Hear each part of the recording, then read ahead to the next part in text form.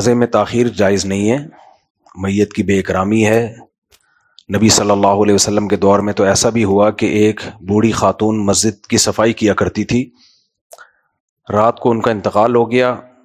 آپ صلی اللہ علیہ وسلم نے دیکھا کہ وہ ہے ہی نہیں مسجد میں، تو صحابہ سے پوچھا، صحابہ نے فرمایا کہ ان کا رات کو انتقال ہو گیا تھا تو ہم نے جنازہ پڑھ کے دفنا دیا۔ کیا تمہیں دنیا میں پہلی دفعہ غم پہنچا ہے کہ تمہارے علاوہ کسی کو غم پہنچا ہی نہیں؟ کیا حدیث میں آتا ہے نا، ایک شخص آیا جس نے 99 انسانوں کو قتل کیا تھا، سوچو کتنے گھر اجاڑے ہوں گے۔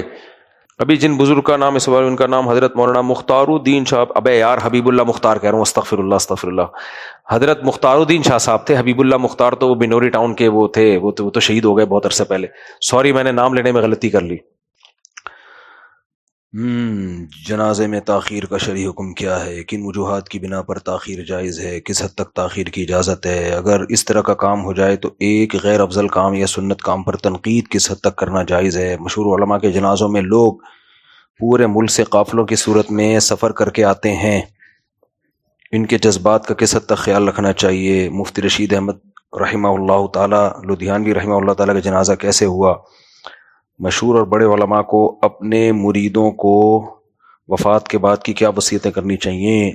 پورا ایم اے اسلامیات کا پیپر بنا کے دے دیا ہے۔ جنازے میں تاخیر جائز نہیں ہے، میت کی بے اکرامی ہے۔ نبی صلی اللہ علیہ وسلم کے دور میں تو ایسا بھی ہوا کہ ایک بوڑھی خاتون مسجد کی صفائی کیا کرتی تھی، رات کو ان کا انتقال ہو گیا۔ آپ صلی اللہ علیہ وسلم نے دیکھا کہ وہ ہے ہی نہیں مسجد میں، تو صحابہ سے پوچھا، صحابہ نے فرمایا کہ ان کا رات کو انتقال ہو گیا تھا تو ہم نے جنازہ پڑھ کے دفنا دیا۔ تو آپ صلی اللہ علیہ وسلم فرمایا مجھے ضرور بتا دیتے تاکہ میری نماز سے ان کو فائدہ ہوتا ہے۔ پھر آپ نے قبر پہ جا کے ان کے لیے دعا کی۔ تو اس سے پتہ چلتا ہے کہ نبی صلی اللہ علیہ وسلم کو بھی نہیں اٹھایا گیا، رات کو انتقال ہوا، بس رات کو دفن کر دیا ان کو۔ تو جنازے میں تاخیر ٹھیک نہیں ہے۔ باقی ابھی بہت بڑے بزرگ حضرت مختار صاحب رحمہ اللہ تعالی، حضرت شیخ الحدیث مولانا زکریا رحمہ اللہ تعالی کے خلیفہ تھے، بڑے اللہ والے بزرگ تھے، بڑے اللہ والے، اللہ تعالیٰ ان کی مغفرت کرے۔ لا نزکی علی اللہ احدا، جو ہمیں معلومات ہیں ان کے بارے میں، جو ان کی جو تعلیمات ہے، ظاہر ہے 100% یقینی دعویٰ تو کسی کے بارے میں نہیں کیا جا سکتا، لیکن اللہ نے ان سے دین کا بہت کام لیا ہے۔ کے پی کے میں ان کا جو اجتماع ہوتا تھا، بہت بڑا اجتماع ہوتا تھا، ہمارے جامعۃ الرشید سے بھی اساتذہ جاتے تھے وہاں ان کی صحبت میں۔ میرا بھی بہت دل کرتا تھا جاؤں، لیکن میں مشہور ہو گیا ہوں، میرے لیے کہیں آنا جانا بڑا مشکل ہو گیا ہے۔ کہیں بھی بیٹھو تو کہ سیکھنے کی نیت سے کہ جتنے بھی اللہ والے بزرگ ہیں، ہم لوگ تو بزرگوں کو مانتے ہیں نا، ہم لوگ کے یہاں بزرگ بھی ہوتے ہیں، بہت سے لوگوں نے تو بزرگ لیس بنا دیا سوسائٹی کو۔ انہوں نے تو یہ پیغام دیا ہے کہ بابے سارے ہی غلط ہیں، اور ونس اپون اے ٹائم کوئی بزرگ ہوا کرتا تھا، اب کوئی بزرگ ہے ہی نہیں۔ تو یہ بالکل غلط ہے، بزرگوں کی ایک بہت بڑی تعداد ہر دور میں رہے گی۔ تو انہی بزرگوں میں سے ایک حضرت مولانا مختار صاحب تھے، اللہ ان کی مغفرت فرمائے، ان کے درجات کو بلند فرمائے۔ تو ان کے جنازے میں بھی کچھ تاخیر ہوئی ہے، جس پہ لوگوں نے مجھے بہت کال کی کہ آپ اس پہ ری ایکشن ریکارڈ کرواؤ کہ علماء کے جنازوں میں تاخیر ہو رہی ہے۔ علماء بیانات میں تو کہتے ہیں جنازہ جلدی ہو، اور عملی طور پر تو میرے پاس جو معلومات ہیں میں ان کے حساب سے بتا رہا ہوں۔ ان کے جنازے میں تاخیر مجھے جو پتہ چلا ہے دھن کی وجہ سے ہوئی ہے، وہاں دھن بہت زیادہ تھی، ٹریفک۔ میں ابھی لاہور میں تھا نا، ہاتھ کو ہاتھ سجائی نہیں دے رہا تھا، جو آدھے گھنٹے کا سفر وہ 4 5 گھنٹے میں ہو رہا تھا۔ تو میری معلومات کی حد تک جو ہے ان کے جنازے میں تاخیر ہوئی ہے دھن کی وجہ سے، بہت زیادہ دھن تھی۔ باقی اصولی طور پہ دیکھو مسئلہ یہی ہے، اور یہ ہمارے ہاں ہوتا ہے اکثر، بڑے لوگوں کا جب انتقال ہوتا ہے تو بہت ٹائم لگتا ہے جنازے میں۔ حضرت مفتی رفیع عثمانی صاحب رحمہ اللہ تعالیٰ کا انتقال ہوا، حضرت مفتی تقی عثمانی صاحب نے آرڈر دیا تھا کہ فوراً جنازہ پڑھا دیا جائے، لیکن ان کے جو بیٹے تھے انہوں نے تاخیر کروائی کسی وجہ سے، واللہ عالم۔ تو مفتی تقی صاحب نے کہا بھائی اب ولی کی اجازت کے بغیر ہو نہیں سکتا، یعنی دل سے یہ بتا دیا کہ میں اس پہ خوش نہیں ہوں، عملی طور یعنی اب میرے اختیار میں نہیں ہے نا، ایک چیز اختیار میں نہیں ہے تو پھر اس پہ تو مکلف نہیں ہوتا۔ اب بتاؤ کسی کا انتقال ہو جائے اور اس کا بیٹا کہہ رہا ہو جنازہ نہیں پڑھانا، تو پھر امام کیا کرے گا؟ بیٹے سے تھوڑی لڑے گا۔ تو اب ان کے بیٹے نے کیوں کہا وہ جانے، ان کے بیٹے جانے۔ لیکن یہ بات بر صغیر میں دیکھنے میں آتی ہے کہ بڑی شخصیتوں کا انتقال ہوتا ہے تو جنازے میں ٹھیک ٹھاک تاخیر ہوتی ہے، یہ غیر شرعی چیز ہے۔ بہت سی چیزیں عربوں میں خاندانی ہیں، کیونکہ وہ اجمیوں یعنی جو غیر مسلم ہے نا، ان کے ساتھ سعودی عرب پہ حکومت نہیں رہی نا، یعنی انگریزوں نے حکومت نہیں کی, ہندوؤں کے ساتھ ان کا زیادہ جوڑ رہا نہیں ہے, تو ان کی جو عرب لوگ ہیں وہ زیادہ رہے نہیں ہیں غیر مسلم قوموں کے ساتھ, تو غیر مسلموں کی بہت ساری جو برائیاں جو ہم لوگوں میں آئی ہیں ان میں نہیں آئی ہیں. ہاں پیسہ آنے کی وجہ سے ان میں سوسائٹی میں جو خرابی آئی وہ ایک الگ بات ہے, لیکن جو کلچر تبدیل ہوتا ہے نا, ہمارے ہاں جہیز آ گیا, بارات آ گئی, یہ سارا ہندوؤں سے آیا ہے. میں اکثر بتاتا ہوں وزیرستان میں آپ جا کے دیکھو, جو ناردرن ایریاز ہیں ہمارے, ان میں جو پٹھانوں کا اصل کلچر ہے اس میں بارات کا اب بھی تصور نہیں ہے, جہیز کا اب بھی تصور نہیں ہے. یہ نہیں کہ ان کو علماء نے سمجھایا ہے, بھائی کلچر ہے ہی نہیں. جو مسلمانوں کا اصل کلچر یہی تھا کہ نکاح پہ سارا خرچہ لڑکے کا ہوگا, لڑکی والوں کا کچھ نہیں ہوگا. اب بھی وہاں بارات نہیں ہے, اگر وہ بارات کا کھانا کھلا بھی رہے ہوتے ہیں تو لڑکے سے پیسے لیتے ہیں, وہ مرد سے پیسے لیتے ہیں. سعودی عرب میں بھی ایسا ہی ہے, عربوں میں بارات ہے ہی نہیں, سارا خرچہ مرد اٹھا رہا ہوتا ہے. ہمارے یہاں سب علماء کے ہاں بیٹیوں کی شادیوں پہ باراتیں ہو رہی ہیں, سب کچھ وہی ہو رہا ہے جو ہندوؤں میں ہو رہا ہے. کوئی فرق, جہیز بھی ہو رہا ہے, عربوں میں جہیز بھی نہیں ہے, ہمارے یہاں جہیز بھی ہے. علماء کے بھی یہاں بھی ہے, چاہے تبلیغ میں ہو کوئی, اللہ ماشاء اللہ اللہ کسی کو بچا لے, چاہے تبلیغ میں ہو, چاہے وہ عالم ہو, بزرگ ہو, خلیفہ ہو, بارات بھی ہوگی جہیز بھی ہوگا, بارات بھی ہوگی جہیز بھی ہوگا, سب چل رہا ہے. کیونکہ رسم کے خلاف جہاد کرنا بڑا مشکل کام ہوتا ہے. کوئی کلچر بن چکا ہو نا, کوئی چیز کلچر کا حصہ, اس کے اگینسٹ چلنا بہت مشکل ہے. میں نے بتایا نا ابھی میں اپنے بیٹے کی شادی کر رہا ہوں, ایک مصیبت بن گئی ہے میرے لیے شادی. وہی لڑکی والے وہی بارات بھی کر رہے ہیں, وہی بھائی چھوڑو یار, میں گاڑی لے کے آ رہا ہوں, آپ بچی کو بٹھاؤ, ہماری بہو ہے, نکاح پڑھاتے ہیں, لے آتے ہیں, بس کیا ہو گیا, ہو گئی شادی. اور کیا ہے, پھر اگلے دن ولیمہ ہم کر لیں گے, وہ ہماری مرضی ہے کہ کیسا دال چاول کھلاتے ہیں, قورمہ بریانی کھلاتے ہیں, کتنے افراد کو بلاتے ہیں, وہ ہمارا ہیڈک ہے, وہ آپ کا ہیڈک ہے ہی نہیں. اور یہ کہ ہم آپ کو کیش اماؤنٹ پکڑا دیتے ہیں بچی کی جو شادی کے لیے, جو آپ نے دلہن کے کپڑے وپڑے تیار کرنے, لڑکے کا کام ہے یہ, یا لڑکے کا باپ دے گا یا لڑکا دے گا. اب بیٹوں کی شادیاں شروع کرنی ہم نے, تو جیسے اپنی کی ہیں اپنی بھی میں نے ایسے ہی کی ہیں. بھائی ہم گئے لڑکی والوں کے گھر گئے, بات طے ہوئی تو ہم نے کیش اماؤنٹ پکڑا دیا, بھائی آپ دلہن کے کپڑے وپڑے اس سے تیار کر لیں, جو بھی آپ کو, جو بھی دلہن کو ضروری سامان جو دیا جاتا ہے, کپڑے اور جو بھی آج کل خواتین کے میک اپ کے سامان ہوتے ہیں, بھائی یہ ہمیں تو نہیں پتا ان چیزوں کا, آپ کو پتا ہے ہم اتنا اماؤنٹ دے سکتے ہیں, اس میں یہ آپ کا ہیڈک ہے, اب کیا خریدنا ہے آپ نے, پکڑا دیا ان کو بھائی. اور ہمیں رخصتی کی تاریخ بتا دو, ہم نے اپنا گھر تیار کر لیا, یا جو سیپریٹ کوئی روم لے لیا کرائے پر, یعنی جو گھر, خالی روم نہیں ہوتا, گھر ہوتا ہے, ایک کمرے کا, دو کمرے کا, جو بھی ہماری استطاعت تھی. تو جب میں نے دوسری شادی کی ہے بالکل ایسے ہی کی, تیسری بھی ایسے کی, چوتھی بھی ایسے کی, تو خیر ہماری تو ساری شادیاں اس طریقے سے ہو گئی آرام سے. تو ایسے ہی ہوئی تھی جب میری سیکنڈ میرج ہوئی تھی, تو میں نے ان کو بولا کہ پہلی بھی میری بہت آرام سے ہوئی ہے. میں بیان کر رہا تھا جمعرات کا اپنی مسجد میں, تو ایک دن جمعرات کو ناغہ تھا, تو اگلے دن میں آیا تو لڑکے نے, آپ کل ناغہ تھا بیان میں؟ میں نے کہا میں اسلام آباد گیا ہوا تھا, اصل میں میری شادی تھی. میں نے کہا ہیں کل تو آپ یہاں گھوم رہے تھے؟ میں نے کہا میں گیا ہوا تھا, وہاں نکاح ہوا ہے, میری والدہ تھی, میری بھابھی, میرے بڑے بھائی اور میں, 4 افراد تھے ٹوٹل. ہم 4 افراد گئے تھے, رخصتی کر کے لے آئے, ختم. تو اگلے دن ہم نے پھر ولیمہ کیا. حالانکہ جو میری اہلیہ کے والد تھے بڑے مالدار آدمی تھے, وہ اچھے خاصے, اور سخی بھی, صرف مالدار نہیں سخی بھی تھے کیا ہیں, تو سخی بھی تھے اور مالدار بھی تھے, لیکن نہیں کچھ بھی نہیں خرچہ کیا انہوں نے, اور ہمیں اچھا لگا. ہمیں پتا تھا, اس لیے نہیں کر رہے کہ کنجوس ہیں, کنجوس نہیں ہے, ہمیں پتا ہے وہ کنجوس پنجاب سے تھے نا, تو پنجابی لوگ ویسے بھی کنجوس نہیں ہوتے. پنجابی لوگ اکثر اسراف تو کرتے ہیں, حد سے زیادہ خرچ کرنا, کنجوس میں نے پنجابیوں میں نہیں دیکھا. تو اسراف کرنے والے بہت دیکھے ہیں, تھوڑا سا پیسہ آیا اڑا دیا, ڈرین ڈرین سب کچھ اڑو کے فارغ ہو کے بیٹھ گئے بےچارے, اب بیٹھے ہوئے ہیں. تو اسراف ملے گا. ہاں کوئی اگر آپ کو کسی پنجاب والے سے واسطہ پڑا ہو جو کنجوس ہے, تو پھر وہ الگ بات ہے, لیکن جو میرا تجربہ ہے وہ یہی ہے. تو لیکن اڑاتے ہیں, اسراف میں ہے, یہ بھی بہت بڑی برائی ہے. میں نے ایسے پنجاب میں لوگوں کو دیکھا ہے کہ باہر سے آئے, پیسہ کمایا ٹھیک ٹھاک, شادی میں سارا اڑا دیا, ساری کمائی برباد ہو کر دی, کیونکہ وہ شادی میں دکھانا تھا کہ جی ہمارے پاس بہت پیسہ ہے, تو اسراف ملے گا. تو ہمارے سوسر صاحب نے کچھ بھی نہیں خرچ کیا, بس ہم گئے ہیں, 4 بندے گئے, ہم آ گئے. اچھا 2 ٹرین سے آئے, میں بائی ایئر آیا واپس. اگلے دن ہم نے ولیمہ کر لیا. اچھا اگلے دن 10 محرم تھا, ہم نے کہا 10 محرم کو ہو جائے گا, ولیمہ کیا جاتا ہے. تو کتنے آرام سے ہو گیا نا.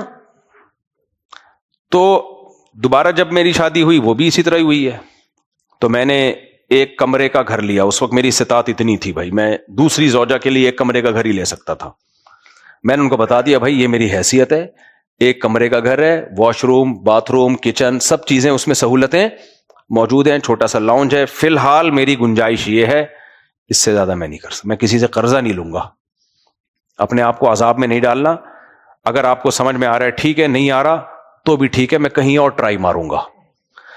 وہی ابھی پورا بیان ہوا نا, احمقوں کی جنت میں مت رہو, نہ دوسروں کو خوشنما باغ دکھاؤ. آپ کو پتا ہے اس بیس پہ کئی رشتے ریجیکٹ ہوئے ہوں گے نا, تو ہو گئے, کوئی بات نہیں یار, ٹرائی مارتے رہو. ایک دن اللہ سنے گا آپ کی پکار, عرش ہلا دے گی آپ کی پکار, ٹھیک ہے نا. ایک دن عرش ہل گیا تو وہ لوگ راضی ہو گئے. میں نے کیش اماؤنٹ پکڑا دیا جو میری استطاعت میں تھا, بھائی آپ تیاری کر لیں. مہر بھی جو بنتا تھا میں نے, جو میرے جو گنجائش تھی مہر کی وہی رکھا ہم نے. میں نے کہا یہ مہر ہے بھائی, یہ ہو گیا. تو ایسا ہی ہوا, رخصتی ہوئی, کچھ بھی لڑکی والوں کا ہم نے خرچ نہیں کروایا, اور رخصتی ہو کے آگے فرنیچر جو بھی تھا میری استطاعت کے مطابق میں نے گھر میں ڈال دیا. دوسری شادی ہو گئی. اسی طرح پھر تیسری بھی ایسے ہی ہوئی ہے. کمرہ لیا, 2 کمروں کا, اس میں میری استطاعت بڑھ چکی تھی, 2 کمروں کا گھر لے لیا ہم نے. استطاعت بڑھ چکی تھی, پھر ہم نے تیسری شادی, چوتھی شادی ہو گئی. آئی بس ہم نے ساری اسی طرح آرام سے ہو گئی. خرچہ ہمارا ہو رہا ہے, لڑکی والوں کا نہیں کرنے دے رہے ہم, 1 ٹکا نہیں خرچ کرنے دے رہے ہم ان کو. سارا خرچہ کس کا ہوگا؟ ہمارا ہوگا. اب جب بیٹے کی شادی ہے, اب وہی حساب چل رہا ہے ہمارے, اتنے بارات میں اتنے افراد. میرا تو دماغ خراب ہو گیا دن میں بہت. نہیں وہ پھر ڈیٹیں طے ہو رہی ہیں, فلاں تاریخ کو ہوگی, پھر لڑکی والے, پھر لگے. بھائی اتنا ٹائم نہیں ہے, ہمارے تو بچوں کی لائن لگی ہوئی ہے. تبھی تو لوگ بچے پیدا نہیں کرتے یار. ایک ایک بچہ عذاب جان ہے بھائی, ایک ایک بیٹی عذاب جان ہے. بیٹے عذاب جان اس لیے کہ ان کی تو کرنی نہیں ہے. وہ جب اسٹیبل ہو جائیں گے, اپنے پاؤں پہ کھڑے ہو جائیں گے, جب وہ اتنے لاکھ کمائیں گے, چاہے وہ اس دوران زنا کرنا شروع کر دیں, ڈپریشن, یا تو زنا کرے گا یا ڈپریشن سے پاگل ہو جائے گا. پراٹھے پھوڑ رہا ہے, اس کو پھر تبلیغ میں جائے گا سیروزے کے لیے, کبھی 4 مہینے کے لیے جائے گا, ٹھیک رہے گا, پھر آ کے پھر بولے گا یار پھر ویسے ہی ہونا شروع ہو رہا ہوں میں جیسا جانے سے پہلے تھا. تو میں کہتا ہوں پراٹھے کھانا چھوڑ دے بھائی تو ایک عذاب بنایا ہوا ہے. تو بیٹوں کی شادی پہ بھی پھر یہی مسئلے ہوتے ہیں, لیکن اس کا حل لوگوں نے سوچا کرنی نہیں ہے. بیٹیوں کی تو کرنی ہے نا, ایک ایک بچی ایک مصیبت بنی ہوئی ہے.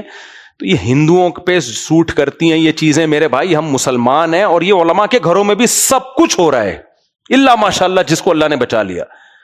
حضرت حکیم اختر صاحب رحمہ اللہ تعالیٰ کے سلسلے کے بارے میں پتا چلا, وہ اس پہ بڑے سخت ہیں ان چیزوں پہ, وہ بہت بائیکاٹ کرتے ہیں ان چیزوں کا. اچھی بات ہے, اللہ ان کو اور ہمت دے. تو اب جب بیٹے کا نمبر آیا ہے تو پھر وہی لڑکی والے فلانا ڈمکانا. میں نے ان کو فون بھی کیا, میں نے کہا بھائی دیکھو ہلکا رہو یار, خود بھی ہلکے رہو, ہمیں بھی ہلکے رکھو. میں نے کہا ہم آئیں گے, آپ کو کچھ کیش اماؤنٹ پکڑا دیں گے, 3-4 دن کا ٹائم لے لو, دلہن کے جو ڈریسنگ کی تیاری میں ہوتا ہے وہ ٹائم لے لو, میں گاڑی لے کے آؤں گا, میری یہی گاڑی ہے, پیچھے 4 گارڈ بیٹھے ہوں گے,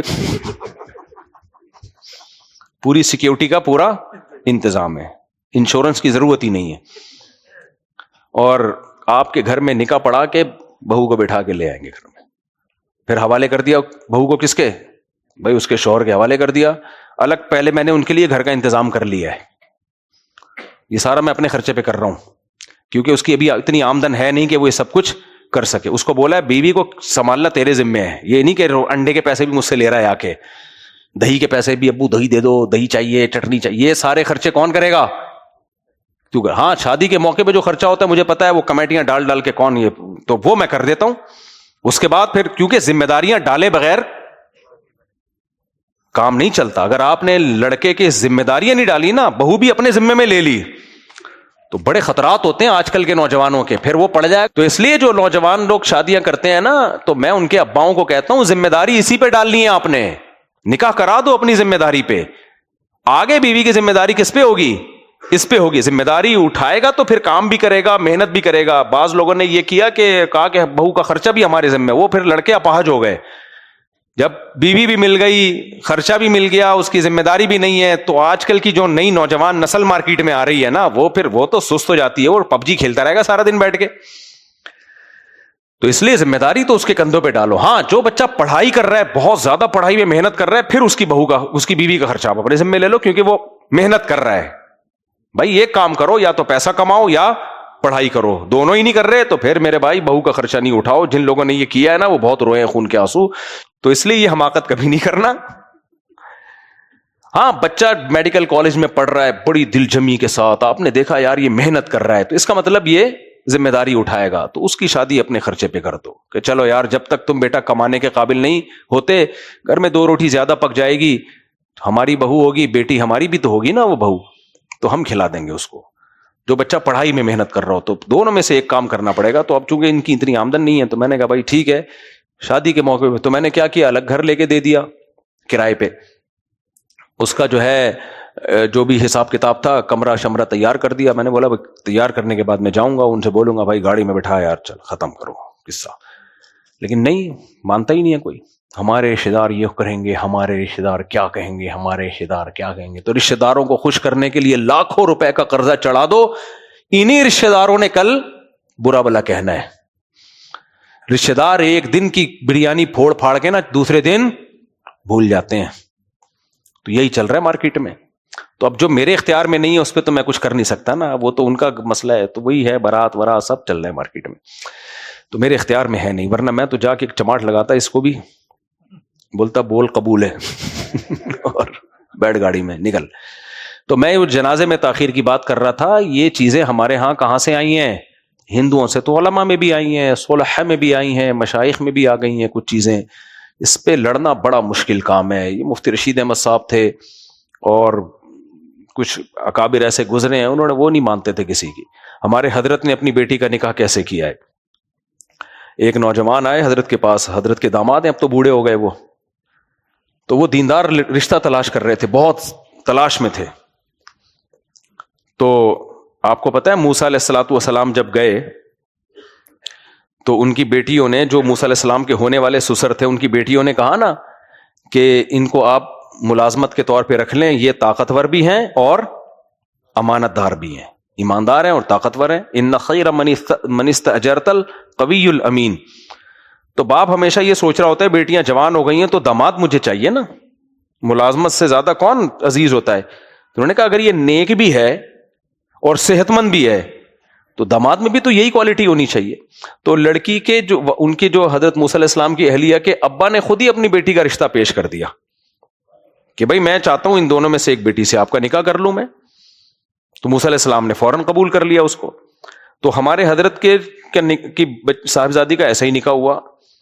تو وہ حضرت کے پاس آتے تھے کہ بھئی کوئی رشتہ. تو حضرت نے سوچا کہ بھئی میری بچی بھی تو ہے. حضرت نے فرمایا کہ میری بچی بھی ہے اگر آپ, تو وہ تو خوشی سے, حضرت تو بڑے اونچے گھرانے کے تھے ہمارے حضرت مفتی رشید احمد صاحب رحمہ اللہ تعالی, تو دین دنیا دونوں لحاظ سے. تو انہوں نے کہا یہ تو بڑا اچھا ہوگا. تو حضرت نے فرمایا ٹھیک ہے. خیر جب ایک دن حضرت پڑھا رہے تھے نکاح کسی کا نا, اگلے ہفتے یا 1-1.5 ہفتے, گھر میں بتا دیا ہوگا, بچی سے اجازت لے لی ہوگی. تو حضرت نکاح پڑھا رہے تھے کسی کا. تو ہمارے حضرت کے ان داماد کا نام ہے سلیم, بھائی سلیم کہتے ہیں ان کو, بھائی سلیم. بوڑھے ہو گئے اب تو, سفید بالکل, ہمارے دور میں ہی اتنی ان کی عمر ہو گئی تھی. تو اب مجھے یہ بھی نہیں پتا زندہ بھی ہیں یا نہیں ہیں, اللہ کرے حیات ہوں, زندہ ہوں.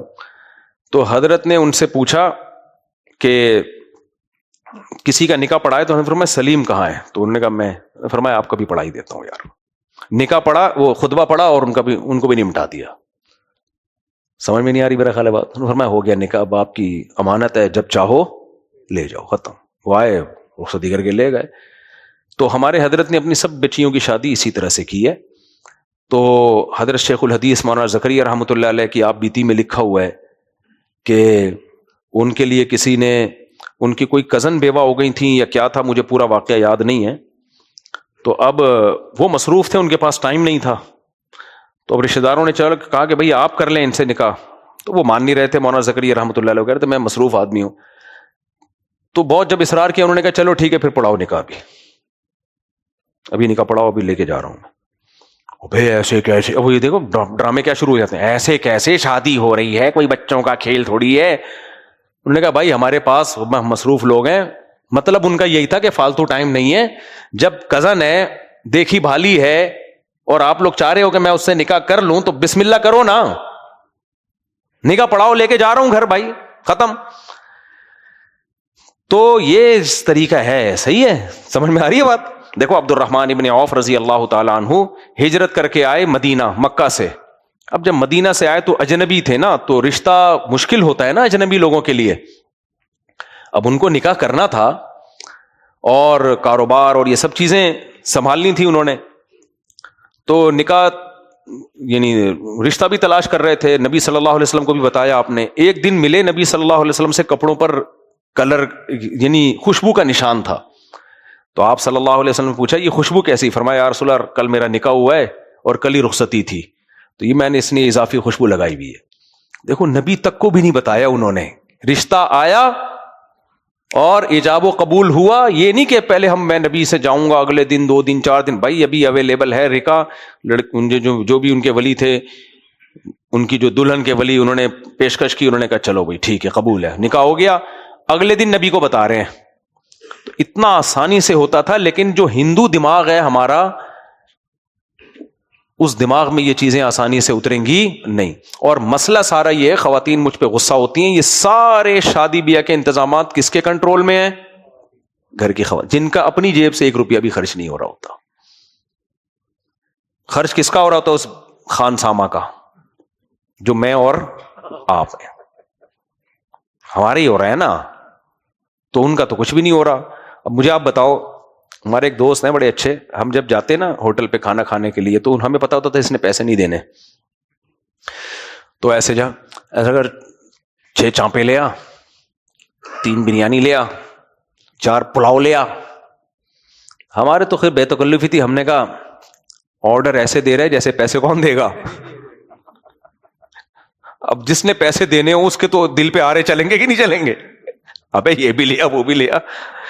تو اس لیے یہ سارے کنٹرول آج کل خواتین کے ہاتھ میں ہیں, تو آدمی تو بیچارہ آدمی رہا نہیں ہے. تو اس لیے یہ جنازوں میں تاخیریں بھی ایسے ہی ہیں. تو حضرت کے جنازے میں کیوں تاخیر ہوئی, جو مجھے خبر ملی وہ تو یہی ملی ہے کہ اس وجہ سے ہوئی ہے. لیکن اگر کوئی معقول عذر نہ ہو تو جنازے میں تاخیر جائز نہیں ہے. اس بارے میں بھی عرب میں آپ دیکھ لو نہیں ہوتی تاخیر, کہ فلانے کی رونمائی ہو رہی ہے, منہ دکھائی ہو رہی ہے. اب دلہن تھوڑی ہے جس کی منہ دکھائی ہو رہی ہے, میت ہے بھائی, مردہ ہے, اس کے کپڑا ڈال کے چھپاؤ, وہ دکھانے کی چیز نہیں ہے. اس کو دکھایا جا رہا ہے لائن میں, یعنی سڑک پہ رکھا جا رہا ہے کہ لوگ آ کے لائن لگا کے اس کی زیارت کریں. بھائی مر گیا ہے بیچارہ, جب انسان مرتا ہے اس کے چہرے میں تغیر آتا ہے. ابھی تو چہرہ اور خراب ہوگا, چاہے نیک ہو چاہے بزرگ ہو, کوئی بھی ہو, چہرہ خراب ہوگا, لاش گلے گی, سڑے گی, کیڑے پڑیں گے اس میں.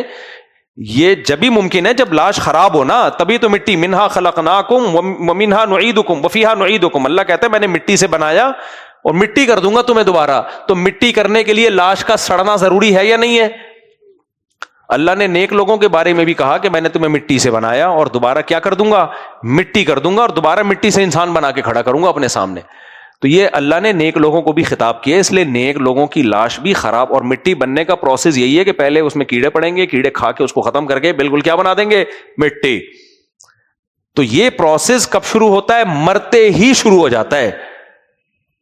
اس لیے مرے ہوئے آدمی کا چہرہ خوبصورت نہیں ہوتا, وہ تبدیل ہونا شروع ہوتا ہے. اس لیے شریعت نے حکم دیا اس کو کیا کرو, فوراً چھپاؤ اور قبر میں لے کر جاؤ اس کو. اب اس کے اعمال اس کے ساتھ جائیں گے, بس اب پرسنالٹی نہیں جائے گی, جیسا مردی تھا خراب ہو کے ختم ہو جائے گا. اب روح رہ گئی ہے جس کو ثواب یا عذاب ہوگا. تو اس لیے چھپانے کا حکم ہے. تو ہم دکھا رہے ہوتے ہیں 24 برف خانے میں رکھا ہوا ہے, کوئی گوشت ہے بکرے کا جو برف خانے میں رکھا ہوا ہے آپ نے, یہ بے اکرامی ہے میت کی. عیدی سینٹر میں 2-2 3-3 دن لاشیں پڑی رہتی ہیں, جاپان سے فلانا آ رہا ہے, لندن سے فلانا آ رہا ہے, امریکہ. بھائی جو بھی آ رہا ہے, بیٹا بھی ہو جو بھی ہو کوئی بات نہیں, ان سے بولو بیٹا انتقال ہو گیا, سب نے جانا ہے, آپ پہنچ جانا تعزیت کے لیے, لیکن ہم کفن دفن کر کے ان کو قبر تک پہنچا رہے ہیں, آپ ان کے لیے دعا کرنا, ٹھیک ہے نا. تو یہی ہوتا ہے بیٹوں کی وجہ سے تاخیر, فلاں کی وجہ